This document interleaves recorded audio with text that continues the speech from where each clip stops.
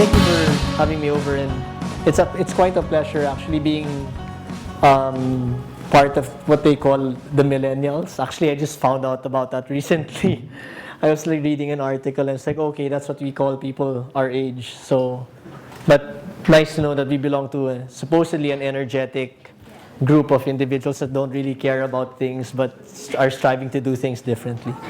So anyway, I was here to talk about more in depth about my personal experience of social entrepreneurship, because Ebony discussed what social entrepreneurship was about, or that we did, and all of us inherently are all looking for something better than what we have now.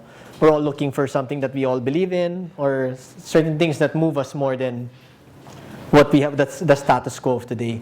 So how I started is basically, as mentioned, we do have a general store called Ritual. We sell organic, natural products, artisanal products. So the whole idea of that was basically to promote different things around the Philippines. Basically, our passion, me and my wife, then we were still going out college, generally food and sustainability. So avoiding plastics, all of these things, which were like. So anyway, we started the general store. At the time, it was at the Legazpi Sunday Market. It was just actually one product at the time.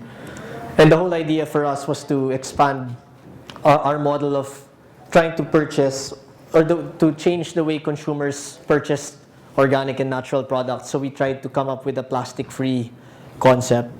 So hence, Ritual was born. Eventually, I'll fast forward to the one that I'm supposed to talk about, or else I'll waste too much time. I set up a company which focused on more in the agricultural sector, and basically I focused on cacao.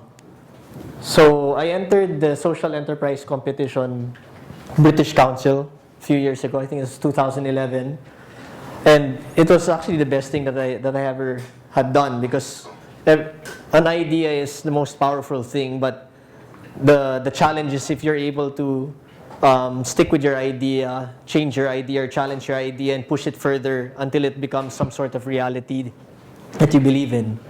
So fundamentally, they're saying social enterprise is always something that's looking to seek a certain social issue. So what we wanted to solve was basically, I tried to create a model or a system wherein how to address reforestation issues or environmental degradation, because the Philippines is one of the richest areas in terms of biodiversity, environmental, we have all the fauna and flora species, but sadly we're one of the countries in Southeast Asia in the world that's fully degraded most of our natural resources. So I wanted to find something where we could actually address that issue, and second, something that would actually be able to empower communities. So I came up with Cacao. One, because I like drinking cacao as much as I like drinking coffee. And I found out that the world market was actually in much need of cacao. We tried to do a coffee project before where we integrated reforestation initiative, sold coffee between friends, and basically used those funds to be able to support some replanting in the Mindanao region. But eventually it moved into cacao. Because cacao, as I'll go to later, can I get the next slide? It actually only grows in the equatorial belt, meaning the whole world consumes chocolate, cacao. So is there anyone in the room that has not tried a chocolate bar or anything that's cacao related in their entire life? I mean, whether you're young, old, female, male, whatever age, somehow you've tried it. And that's not only us, that's all over the world. And it only grew basically in equatorial countries like ourselves. So I thought to myself, what if I put two and two together? Something that the world needs, but something that we could pretty much offer the world. Not myself, but the Philippines in general. So I thought about creating that a bridge wherein we could plant something for future generations, trees that would absorb carbon, but same time provide livelihood. Because we also found out, both in coffee and cacao, which both require shade, that it's actually one of the best preventive measures for deforestation, because deforestation is either illegal mining activities or illegal logging activities. And that's fundamentally because people don't have jobs, right? So if you give somebody in that area an opportunity, 500 pesos or anything for a piece of wood, they would do it. I mean, not because they want to, but because fundamentally that's what they need to feed their family. But interplanting or intercropping cacao, coffee, or something like that hits those three birds with one stone. Generally creating income, planting trees as a deterrent for mining, logging. But at the same time, it's creating a powerful economy where the community itself protects its own environment. So we set up eventually Casco, dealing in cacao. I needed to get a larger partner because cacao is a commodity. So I partnered up with Tao Commodity to be able to expand. One of the things that they always said about social entrepreneurs before was that we were never able to scale up our enterprises or our initiatives. That's one of the biggest criticisms of social enterprises here, and not only here, even globally. That although with our advocacies, we're only able to change such a small. We have impact, but the ability to scale it, to be able to affect what Ebony said, that 1%, to be able to balance out that 1% across a larger group of people, we needed to prove that with social initiatives, still we could be economically viable to scale it up to a level that we would actually be recognized on a national level or in a global level. So next, please. So there, again, I chose cacao because it's a tropical tree. One of the best trees in my perspective, of course. I could be biased. So it grows in the equatorial belt. So next slide, please. So none of you have probably, not many people have seen where chocolate comes from, no?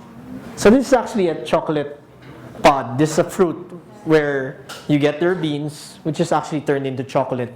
You can also make cacao butter from it. So there's many industries that depend on this fruit and this tree. Next slide, please. So here, I just put like a little thing. I won't discuss too much, but as you can see here, the chocolate bars are here and the gold bars are here. These are your production in your consumption zones. So what we see here is a shift to the east.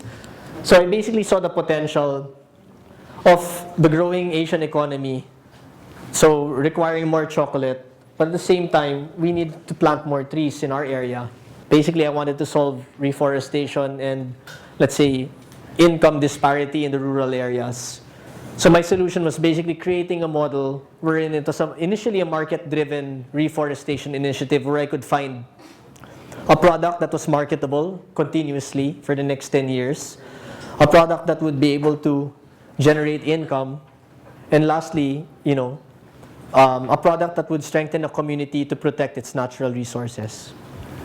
So the next thing I was supposed to discuss, as I was emailed, was three concrete steps that I could advise.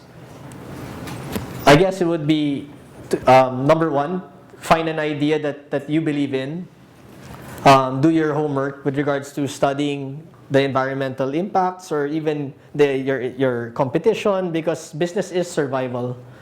So we've had a lot of blunders. I've had like so much disasters in my 2 years, 3 years, but luckily enough, we've grown the enterprise to be able. Now we're sending our, I think, 40th container. So it's about maybe to the tune of $2.8 million that we've been able to contribute to the communities. About 120 million pesos, which goes directly to the different areas where we buy cacao. And we plan to expand that to be able to create a strong economy.